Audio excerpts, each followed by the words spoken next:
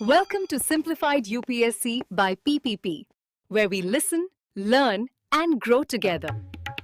Detailed lecture notes in English and Hindi, plus practice questions for prelims and mains, only on our Telegram channel. Link in description. Like and subscribe for more. Okay, let's unpack this.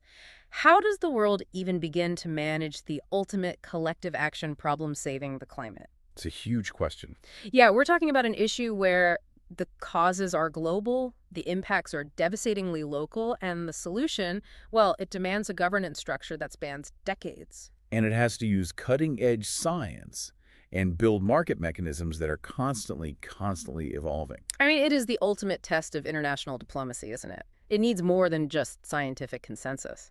Absolutely. It requires a fundamental shift in economic incentives. And for you, the dedicated learner prepping for these high-stakes exams like the UPSC, understanding this institutional architecture, the treaties, the funds, all of it, is just non-negotiable. You can't just know the definitions. Exactly. You need to grasp the lineage of these agreements, the political philosophy, the whole story behind them. And that is our mission today. We're doing a custom-tailored deep dive, extracting all those critical nuggets of knowledge, the history, and the often very tricky mechanisms of global climate governance. This is your structured shortcut, really. It's designed to help you master the core content you'll need for the environment and ecology papers.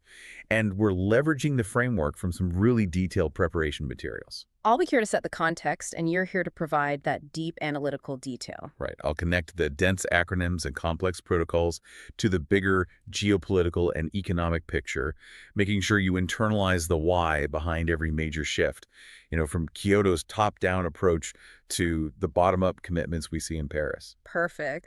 And before we dig into all this dense and critical material, a quick but really crucial ask. If you're finding this targeted content useful for your preparation, and we really hope you are, please subscribe to the Simplified UPSC by PPP YouTube channel and maybe consider joining their paid membership. We really do rely on your support to continue bringing you these highly structured, super useful, high-quality deep dives that are tailored precisely for your success. Okay, let's dive in. Let's start right at the very beginning. So our entire global climate response, it's all built on one foundational document, right? The United Nations Framework Convention on Climate Change, the UNFCCC. That's the one. We have to go back to 1992, the famous Earth Summit, UNCED, in Rio de Janeiro. That's where this whole thing started. That's exactly right. The UNFCCC, it came out of a consensus that, while action was needed right away, the political will for legally binding cuts, it just wasn't universal yet. So it was more of a starting point. A framework treaty, precisely. It set the stage for cooperation, it defined the ultimate objective, it established the institutions, and it committed all the parties to sharing data. And what exactly is that core definitive objective, the one that every negotiation since has tried to fulfill? The main goal is the stabilization of greenhouse gas concentrations, GHGs, in the atmosphere at a level that would prevent, and this is the key phrase, dangerous anthropogenic interference with the climate system. Stabilization, that's the key word. It is. It means reaching a point where the input of GHGs no longer increases their concentration. And crucially, doing it in a time frame that allows ecosystems to adapt naturally and, ensures food production isn't threatened. That sets a very, very high bar. So if not immediate binding cuts, what did this framework initially demand from countries? The initial commitment was really procedural and informational. All parties had to commit to communicating vital information to the Secretariat. Like what kind of information? The most significant report is the National Inventory of Anthropogenic GHG Emissions, so emissions by sources and removals by sinks. This data, this inventory, forms the baseline for everything that comes after. Okay, now you mentioned an important detail in the source material, a kind of caveat. This inventory excludes gases that were already being controlled by the Montreal Protocol. Why is that distinction so critical for a learner to grasp? It's a classic exam-style distinction. It's about separating policy fields. The Montreal Protocol, it deals with ozone-depleting substances, ODSs, like CFCs and HCFCs. And even though many of those are also potent greenhouse gases, their regulation falls under that treaty under Montreal, not the UNFCCC. I see. So it's about avoiding overlap. Exactly. If you include them in the inventory for both, you risk double counting or regulatory confusion. It just simplifies the mandate of the UNFCCC to focus strictly on the gases that are primarily driving the greenhouse effect. So let's talk about those gases. Beyond the obvious one, carbon dioxide, What are the other major GHGs we need to be familiar with? And I guess, how do we compare how dangerous they are? Right. So we deal with four main categories. First, CO2, the main culprit by sheer volume, mostly from burning fossil fuels. Right. Second, you have methane, CH4. That's notably from agriculture and leakage during oil and gas extraction. Third is nitrous oxide, N2O, which is mainly from agricultural fertilizers and some industrial processes. And the last group. And finally, the fluorinated gases. This group includes hydrofluorocarbons, HFCs, perfluorocarbons, PFCs, and sulfur hexafluoride, SF6. Okay, so this is where we have to bring in the yardstick for comparison, right? Global warming potential, or GWP. Because just looking at the volume, which CO2 completely dominates, it kind of hides the real threat from these other gases. Exactly. GWP is a core concept you have to understand. It's a measure of the total energy a specific gas absorbs over a defined period, usually it's 100 years, and it's all relative to the energy absorbed by the same amount of carbon dioxide. So CO2 is the baseline, Yeah. GWP of 1. The GWP of 1, yes. And the GWP combines two really important factors. The gas's ability to absorb infrared radiation, so how good of a heat trapper it is, and its atmospheric lifetime, how long it sticks around. So if a gas has a really high GWP, like SF6, which I think has a GWP of something like 23,500, what does that tell us? It tells you two critical things. One, it is an incredibly effective heat trap. It absorbs infrared radiation far, far more efficiently than CO2. And two, it is extremely persistent. It just doesn't go away. It doesn't.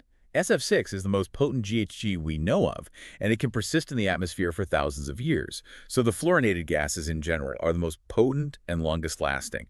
A tiny release can have this massive multi-generational warming impact. Which is why targeting them, even in small amounts, can have huge climate benefits. Huge dividends. Absolutely. That's a critical distinction. Now let's move away from gases for a moment and talk about black carbon, or soot. Our sources categorize it as a non-gas warming agent, and it seems vital for exam purposes, especially because of its regional impact. Yes, this is fascinating. Black carbon is a particulate air pollutant. It's not a gas. It's produced from incomplete combustion. So think of, old diesel engines or burning biomass. And its warming mechanism is totally different from a gas that traps heat. How so? It warms the Earth in two main ways. The first is just direct absorption of sunlight in the atmosphere, which makes the air itself warmer. Okay, so atmospheric heating, what's the second way? The second way is perhaps more devastating, regionally speaking. It's the albedo effect. Right, albedo is how much sunlight a surface reflects back. Precisely. White snow and ice have a very high albedo. They reflect a lot of energy. But when these black carbon particles settle on those surfaces, say on glaciers in the Himalayas, they dramatically darken the surface. And a darker surface absorbs more energy. A lot more. This massive reduction in albedo causes the snow or ice to absorb solar heat way faster, which accelerates melting far beyond what rising air temperatures alone would cause. Wow. So black carbon is what we call a critical, short-lived climate-forcing agent. Its regional impact on water resources and glacial systems, especially in sensitive places like South Asia, is just massive. It acts fast. Meaning if we got rid of it? If we eliminated it tomorrow, the warming effect would drop almost immediately. Yeah. Unlike CO2, which just lingers for centuries. That structural distinction, long-lived GHGs that need systemic change versus these short-lived particulates that offer immediate relief, that's a key takeaway. Okay, so the UNFCCC set the framework, but by the mid-90s, it was pretty clear that just asking for voluntary reductions wasn't going to cut it. It was inadequate, yes. The world needed teeth, and this necessity led directly to the adoption of the Kyoto Protocol at COP3 in 1997. The crucial political innovation of Kyoto was that it was the first legally binding instrument that actually operationalized the principle of common but differentiated responsibilities, or CBDR. And what does that mean in practice? It meant it applied specific, quantified, and legally binding emission reduction targets only to the Annex I parties, so the industrialized countries and the economies in transition. Developing nations, the non-Annex I countries, had no binding targets at all. And this wasn't just a one-and-done deal. People often forget that Kyoto had to be renewed, didn't it? That's vital context, absolutely. The initial targets covered the period from 2008 to 2012. Then, after years of tough negotiations, the Doha Amendment, adopted at COP18 in 2012, established a second commitment period. Starting when? It started on January 1st, 2013, and ran through 2020. And this continuity was essential because it allowed those operational flexibility mechanisms designed under Kyoto to keep functioning. Let's dig into those flexibility mechanisms now. This is where it gets really interesting, but also quite complex for anyone aiming for a high analytical understanding. It is. These three pillars, international emissions trading, the clean development mechanism, and joint implementation, they were all designed to make the cuts more efficient and bring down the overall cost. Let's start with emissions trading, or IET. IET is the classic cap trade system, but applied internationally, and specifically just among the Annex I parties. How did it work? Each Annex I country was allocated an assigned amount, an AA, for its emissions. This AA was then broken down into tradable units, which we call Kyoto Protocol units. The unit of trade itself is the carbon credit, which is equal to 1 metric ton of CO2 equivalent. So let's say country A invests heavily in renewables and finds itself below its cap. Right. And country B is struggling to meet its target at home. Country B can just buy country A's extra credits. Precisely. It creates a market signal, and it incentivizes overcompliance. It allows these Annex I parties to transfer or acquire units from other eligible Annex I parties. It's based on the idea that for the climate, it doesn't matter where the reduction happens. Just that it happens. Just that it happens in the most cost-effective location globally, as long as that location for this specific mechanism is another Annex I country. Okay, that's IET. Now let's move to the Clean Development Mechanism, the CDM.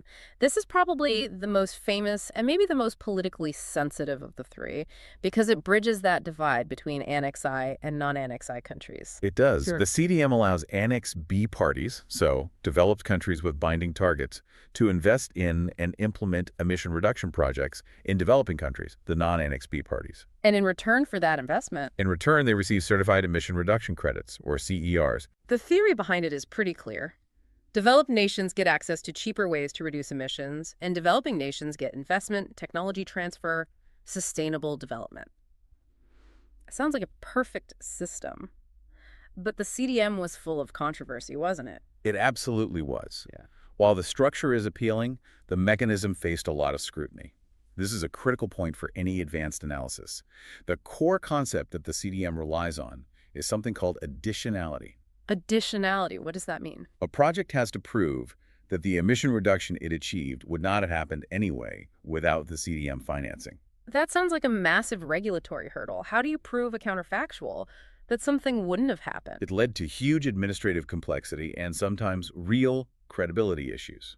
Critics argued that a lot of projects were claiming credits for things that were already planned or were only marginally related to the climate. So they were essentially selling non-additional hot air. That was the charge. Furthermore, because the developed countries were looking for the cheapest credits, they often focused on projects that offered high reductions per dollar, not necessarily projects that would spur deep systemic change back in their own countries. So it fueled this concern that the CDM was just letting developed nations offset their obligations instead of actually transforming their own high-emitting sectors. That was the core of the political criticism, yes. Okay, there's a specific detail within the CDM that's relevant for exams, the way it treats afforestation projects. Yes, this is important. Biological carbon sequestration, growing trees, is often non-permanent. A forest fire or deforestation can release all that stored carbon right back into the atmosphere. So how do you account for that risk? To account for this non-permanence, afforestation and reforestation projects generate two special types of credits. Temporary CRs, or TCRs, which expire after a set time, usually 5 years, and long-term CRs, LCRs, which expire at the end of the project's crediting period, which could be up to 20 years. So that regulatory nuance reflects the science. It reflects the scientific reality that biological sequestration isn't the same as permanent geological storage. Okay, that clarifies the link between developed and developing nations. So if CDM bridged the North and South, what mechanism did Kyoto have to help Annex I nations meet their targets among themselves? That brings us to joint implementation, or JI. Joint implementation is structurally a lot like CDM. It's project-based, but it is strictly limited to transactions between Annex I parties. So one Annex I party funds an emission reduction project in another Annex I party. And the credits generated are called? They're called emission reduction units, or ERUs. Okay, let me see if I can summarize the Kyoto flexibility flowchart. IET is country-to-country trading of quotas, generating carbon credits. Yeah, right. CDM is a developed country investing in a developing country, generating certified emission reductions, CERs. Yes. And JI is a developed country investing in another developed country, generating emission reduction units, ERUs. That is the perfect analytical distillation of the three mechanisms. They all aim to reduce the cost of compliance, but they operate within very different geographical and political boundaries that are defined by that annex structure. Great. Now let's pivot and contrast this whole market-based cap-and-trade architecture with its main policy alternative, the carbon tax. This contrast is essential for understanding policy levers.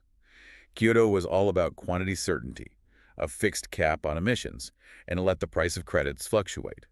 A carbon tax does the opposite. It's a fee levied on the carbon content of fossil fuels. So it provides price certainty, but allows the quantity of emissions to change based on how high the tax is. Exactly. From a policy perspective, what are the arguments in favor of the tax over this really complex cap-and-trade system? Well, advocates usually highlight four major benefits. First is just simplicity and speed. A tax is administratively simpler. It can be put in place much faster than setting up a complex trading registry with all the strict reporting and verification protocols. Okay, that makes sense. Second, revenue generation. Unlike cap and trade, where the money mostly flows between emitters, a tax generates revenue that governments can then use for green investments or, critically, for public rebates to offset the cost for consumers. What's the third benefit? Lack of manipulation. Because it's a direct fee, there's just less opportunity for special interest groups to lobby for complex exemptions or to manipulate the supply of credits, which was a frequent charge against the CDM market. So the fundamental trade-off is political. Certainty on price with a tax versus certainty on emissions with cap and trade. That's it in a nutshell. The tax approach offers faster, simpler, and less volatile mitigation in terms of the market, whereas the cap and trade model, for all its complexity, guarantees that the agreed-upon environmental target will be met. Okay, so even with all those market mechanisms in place, it was globally recognized that Kyoto's coverage was just not enough. It was insufficient, yes, especially because it excluded major emerging economies, and of course the U.S. never ratified it. So the need for a truly universal, more robust agreement really drove the next decade of negotiations. And that search began in earnest with the Bali Roadmap in 2007. Bali, which was COP13, was this recognition that the whole process needed to broaden. The roadmap that came out of it defined a multifaceted approach. It covered 5 key areas: shared vision, mitigation, adaptation, technology, and financing. So as a shift, it acknowledged that climate action wasn't just about cutting emissions. Exactly. It was about building global resilience and sharing the tools to actually achieve the goals. But the path to a new universal legal agreement hit a really severe roadblock just 2 years later at the Copenhagen summit in 2009, COP15. And this failure is maybe as important to study as the success of Paris? Oh, it was a crushing moment for global climate politics. Negotiators had been aiming for a legally binding treaty to succeed Kyoto, but the whole summit just collapsed. It was due to a profound trust deficit, mostly over that issue of historical responsibility, the CBDR principle. Developing nations were demanding deeper, legally binding cuts from the developed world, along with significant finance. While the developed nations were insisting on mandatory actions from rapidly growing economies like China and India. Right. And the result was the non-binding Copenhagen Accord, which was sort of hammered out by just 5 nations, including the Basic Group and the U.S. The official COP didn't even adopt it. They only noted it. So what did that failure teach the world about the political reality of climate governance? It proved that a top-down, one-size-fits-all, legally binding mandate, the Kyoto model, was politically impossible to apply universally. The moment you demanded hard, immediate, externally imposed cuts from every single nation, the coalition just broke. So that failure forced negotiators to abandon that model. Completely. They had to seek a more flexible, voluntary structure that prioritized participation over immediate, externally enforced compliance. So the diplomatic community had to pivot, and fast. Where did they regain momentum after the disaster of Copenhagen? The recovery really started with the Cancun Agreements in 2010. Cancun was critical because it formally acknowledged 2 fundamental things. Which were? First, that industrialized countries' targets needed to be officially recognized under the multilateral process. And second, it recognized the actions that developing countries were taking to reduce emissions. So it signaled a move toward universal accountability, even if the targets weren't legally binding for everyone just yet. Yes, and most importantly, Cancun formalized the essential tool for that accountability, MRV. Measurement, reporting, and verification. That's right. The MRV framework was adopted, and this was a massive political breakthrough. MRV is what addresses the trust deficit by creating a shared set of rules. How does it do that? Well, for industrialized nations, it means detailed, stringent reporting on their emissions and the financial support they're providing. And for developing nations, it means reporting on the mitigation actions they're undertaking, especially the ones supported by international money. So why does MRV matter so much in the grand scheme of things? It's the mechanism that keeps everyone honest. It's standardized how emissions are counted and how progress is tracked. It lets the global community actually verify that commitments are being met. Without MRV, the entire system of voluntary action would just collapse because nobody could trust data. That increasing clarity and focus on institutions continued at Doha in 2012 with a heavy focus on finance and technology infrastructure. Right. Doha COP18 advanced the creation of two crucial new institutions. First, the Green Climate Fund, or GCF, which is now hosted in Songdo, South Korea. And its mandate? Its mandate is to assist developing countries in both adaptation and mitigation. The GCF is basically the financial engine of this new consensus. It's intended to channel that promised $100 billion a year in climate finance from developed to developing countries. And the second institution addressed the technology transfer part of the Bali Roadmap. That was the Climate Technology Center, the CTC. It's hosted by a UNEP-led consortium, and it acts as a kind of networking hub. It provides technical assistance, advice, and information to developing nations that are looking to implement climate-friendly technologies. So it provides the technical support to help them meet their goals. Precisely. All these necessary but very difficult steps, they laid the groundwork for the landmark agreement in 2015, the Paris Agreement, adopted at COP21. And Paris is the new governing paradigm. Its core goal is incredibly ambitious: to limit the average global temperature rise to well below 2 degrees Celsius and preferably to 1.5 degrees above pre-industrial levels. The crucial structural difference from Kyoto is how commitments are made. It shifted completely from a top-down mandate to a bottom-up pledge system. Exactly. The central mechanism is the requirement for all parties developed and developing alike to communicate their nationally determined contributions, or NDCs. And these are voluntary. They're voluntary, self-defined national climate pledges. They outline mitigation targets, adaptation strategies, everything. This is what ensured universal participation and avoided the political failure we saw in Copenhagen. And the pact encourages parties to submit new, progressively more ambitious NDCs every 5 years. But the genius of Paris isn't just that everyone participates. It's the mechanism that's designed to increase ambition over time. How is the world supposed to know if all these voluntary pledges actually add up to the 1.5-degree goal? That responsibility falls to the global stocktake. Periodically, the UNFCCC COPs will conduct a global stocktake of our collective progress towards achieving the Paris Agreement's goals. So it's like a collective report card. That's a great way to put it. It's designed to identify the gap between what we've pledged in our NDCs and what's needed for the 1.5-degree target. The results are then used to inform, and frankly, to pressure parties to submit more ambitious NDCs in the next 5-year cycle. It creates a ratchet mechanism, constant pressure for more ambition, without using that binding top-down enforcement that failed so spectacularly at Copenhagen. So India's position in this whole global climate framework is really unique. It's both highly vulnerable to climate impacts, and it's a major developing economy that's critical for any global mitigation effort. Understanding its strategy is mandatory for any learner, for sure. It really synthesizes these global treaties with national development goals.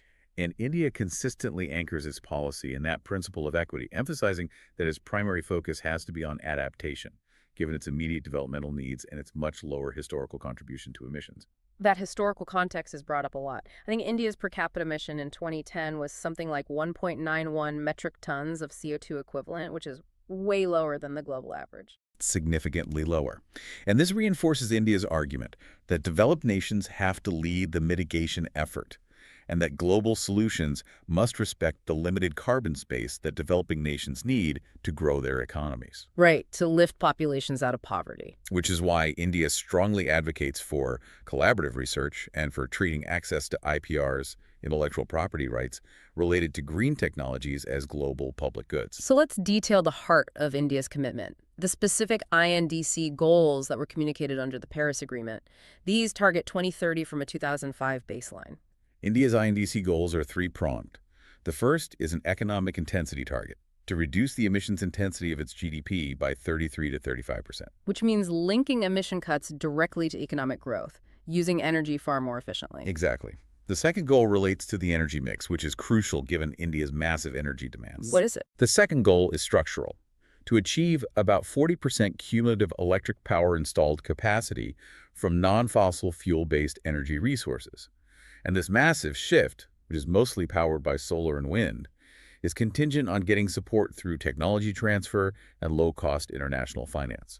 Highlighting that reliance on the promised GCF funding. Absolutely. And the third goal addresses the natural side of mitigation-enhancing carbon storage. This is the forest target, to create an additional carbon sink of 2.5 to 3 billion tons of CO2 equivalent through additional forest and tree cover. This goal links directly to domestic programs like the Green India Mission. Okay, so those are the international commitments. Domestically, India operationalizes its climate strategy through the National Action Plan on Climate Change, the NAPCC. This provides the framework for achieving these goals through 8 core missions. Let's systematically go through these 8, focusing on the internal mechanisms which are often tested. Right. The NAPCC, which was launched back in 2008, represents India's long-term multi-pronged strategy. Let's start with the STAR mission, the National Solar Mission. Right. 1. The National Solar Mission, or the Jawaharlal Nehru National Solar Mission. The objective is really ambitious, to establish India as a global leader in solar energy. The initial target was 20,000 milliW, but that was dramatically revised upwards to 100,000 milliW, or 100 GW, for 2022. And that's broken down. Yes, 40 GW from rooftop solar and 60 GW from large-scale grid-connected projects. This mission is absolutely central to meeting that 40% non-fossil fuel INDC target. Okay, moving to the efficiency side of things. The National Mission for Enhanced Energy Efficiency, NEE. This one is market-driven. It seeks to unlock all the energy efficiency opportunities across the economy. 2 key mechanisms here you need to know. The Perform, Achieve, and Trade Scheme, or PAD scheme. That's a market-based trading scheme for energy-intensive industries. Yes, and the Market Transformation for Energy Efficiency Program, MTE, which focuses on accelerating the shift to energy-efficient appliances. And with rapid urbanization, what about cities? 3. The National Mission on Sustainable Habitat. This promotes sustainability in urban areas. It focuses on better energy efficiency in buildings, improving waste management, and, maybe most importantly, encouraging a major shift to public transport to cut down on vehicle emissions. Water is arguably the most vulnerable sector. No question. 4. The National Water Mission. The goal here is integrated water resource management. It focuses on basin-level strategies to deal with variable rainfall and retreating glaciers. It promotes water-neutral technologies and aims to increase water use efficiency by 20%. The Himalayan region needs a very specialized focus, obviously. 5. The National Mission for Sustaining the Himalayan Ecosystem, NMSHE. This is vital. Its objective is to build a national capacity to continuously assess the health of the Himalayan ecosystem, monitoring glaciers, biodiversity loss, the impact on local communities. All to enable evidence-based policy to protect that critical region. A region that is a major carbon sink and water source for millions. And that carbon sink aspect brings us right back to goal number 3 of the INDC. 6. The National Mission for a Green India, GEM. This is the operational wing of that carbon sink commitment. It aims for both a quantitative and a qualitative enhancement of India's forest cover. What are the specific numbers? It seeks to increase forest and tree cover on 5 million hectares of land and improve the quality of forests on another 5 million hectares, so a total of 10 million hectares. It emphasizes a landscape approach and community involvement. And ensuring the massive agricultural sector is resilient. 7.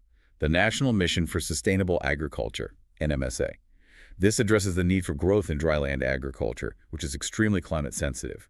Key strategies here involve developing drought and pest-resistant crop varieties and adopting resource-conserving technologies. Okay, and finally, the mission focused on the scientific backbone for all of this. 8. The National Mission on Strategic Knowledge for Climate Change, NMSKCC. This is the R&D pillar. It focuses on developing a national capacity for sophisticated regional climate modeling. It aims to build knowledge networks and generate the scientific base needed to define sustainable development pathways for India's diverse geography. These 8 missions together define India's comprehensive strategy. Okay, so we've mapped the institutional landscape from Rio to Paris and detailed India's domestic response. Now we need to draw some analytical connections to related concepts that often pop up in cross-cutting environmental questions. You know, linking climate action to biodiversity and ozone regulation. Good idea. Let's start with natural sinks, specifically the relatively new but crucial concept of blue carbon. Right, so forests are the classic giant carbon sinks, storing CO2 and biomass. But blue carbon refers specifically to the carbon that's sequestered and stored by coastal ecosystems. So we're talking about mangroves, tidal salt marshes, seagrass beds. Exactly. And what's truly insightful here is just how effective they are. More so than terrestrial forests. Disproportionately effective. These coastal blue carbon ecosystems can sequester carbon at rates 10 times higher than terrestrial forests. And they can store that carbon in the soil for millennia. Wow. And their utility goes way beyond just carbon storage. They are absolutely critical for local adaptation. In what way? Well, especially for a country like India with its massive coastline that's so vulnerable to sea level rise and extreme weather, these mangrove forests act as crucial natural buffers. They reduce wave energy, they mitigate coastal erosion, and they provide essential protection from flooding and cyclones. So for local communities, they're both a natural barrier and a source of livelihood. It's a twin benefit. Conservation of these ecosystems is good for both mitigation and adaptation. That integration is key. Now let's make the jump to a related treaty regime. The connection between ozone depletion and climate change, focusing on the Montreal Protocol and the Kigali Agreement. This is a classic example of policy synergy. The original problem, ozone depletion in the stratosphere, was caused by the release of CFCs and other ozone-depleting substances. And these substances release chlorine atoms in the stratosphere, which then destroy ozone molecules. Yes, and we know this whole process is exacerbated by specific atmospheric conditions over Antarctica, the polar vortex and polar stratospheric clouds, which create the perfect conditions for these ozone-destroying reactions to happen very quickly. The solution was the Montreal Protocol in 1987, which is widely considered one of the most successful global treaties ever. A monumental success in solving the ozone crisis, absolutely. However, the initial industrial replacements for these ODSs, the hydrofluorocarbons, or HFCs, while they were safe for the ozone layer, turned out to be extremely powerful greenhouse gases. So they had GWPs in the thousands. Often, yes. So in solving one problem, we inadvertently created a massive new climate problem. How did the global community address that dual challenge? That's where the Kigali Agreement of 2016 comes in. It's an amendment to the Montreal Protocol, and it was designed to phase down the production and consumption of these high GWP HFCs. So it uses the successful structure of one treaty to tackle a problem relevant to another. Precisely. It leverages the Montreal Protocol's enforcement structure to achieve a massive twin benefit: continued ozone protection and significant climate mitigation. It's estimated to prevent up to 0.5 degree Celsius of global warming by the end of the century. It's a powerful example of how environmental regimes can adapt. Finally, let's go back to climate finance and clarify the mandates of some specialized funds beyond the GCF. What separates the Adaptation Fund from the Strategic Climate Fund? The funding landscape is complex, so you need clear categories. The Adaptation Fund was specifically established under the Kyoto Protocol. Its mandate is very narrow and focused to finance concrete adaptation projects in developing countries that are particularly vulnerable to climate change. And its funding comes from? Crucially, part of its funds come from a 2% levy on the Certified Emission Reduction Units, the CERs, issued under the CDM. So it's partially funded by the market mechanisms we talked about earlier. And the Strategic Climate Fund, or SCF? The SCF is distinct. It's a multi-donor trust fund administered by the World Bank. It's more of an overarching framework for several targeted programs, focusing on adaptation, mitigation in general, and critically on REDD. Reducing emissions from deforestation and forest degradation. Right. Let's elaborate on REDD plus entry. We talked about India's ambitious Green India mission. How does RED Plus provide a practical financial incentive for India to meet those carbon sink goals? So REDD Plus, out of the plus, includes conservation and sustainable forest management aims to create a financial value for the carbon that's stored in forests. It provides incentives to developing countries to protect them. So it makes standing forests valuable. Exactly. India's sustained efforts in conserving and expanding its forest cover, especially through big missions like GIM, make it directly eligible for performance-based payments under REDD Plus Metasha. This ensures that the costs of protecting forests are financially recognized, and that often benefits the tribal and local communities who are the real stewards of those resources. It helps align conservation with economic development, So we've thoroughly mapped the institutional architecture of global climate governance. We've gone from the foundational information sharing of the UNFCCC through the innovative but, contentious market mechanisms of Kyoto, the IET, CDM, and JI. And trace the political necessity that led to the flexible, bottom-up NDC system of the Paris Agreement, which uses that global stocktake to try and ratchet up ambition. And we've grounded this global perspective with India's highly relevant domestic action plan, detailing the specific INDC commitments and the operational framework of those 8 core missions of the NAPCC. For you, the dedicated learner, I think grasping the analytical distinction between Kyoto's top-down legal mandates and Paris's voluntary but universally accountable structure is just essential for success. I agree. And recognizing the mechanisms, the CERs, the ERUs, and that critical distinction of additionality, that will elevate your preparation significantly. Now, let's leave you with one final provocative thought. It's about the scale of the challenge we still face, despite all this institutional progress. Lay it on us. We know that reaching the 1.5-degree goal requires massive immediate emission cuts, but we are increasingly relying on high-potential negative emissions technologies, or NETs, to remove past and present carbon from the atmosphere. Things like geological sequestration. Exactly. Capturing CO2 from industrial sources and storing it deep underground in old oil and gas reservoirs. It's considered to have the largest technical potential for near-term mitigation. So here's the question. If the world relies more and more on the promise of these massive, capital-intensive technological fixes, like storing billions of tons of carbon permanently underground, what does this imply about our collective belief in our ability to fundamentally change human behaviors, our industrial systems, and our energy consumption habits fast enough to meet that 1.5-degree threshold just through political and societal transformation? Is technology becoming our primary escape clause? That is definitely something worth mulling over as you continue your studies. That's it for this comprehensive deep dive. We hope this structured and analytical summary of the global climate governance framework proves invaluable to your preparation.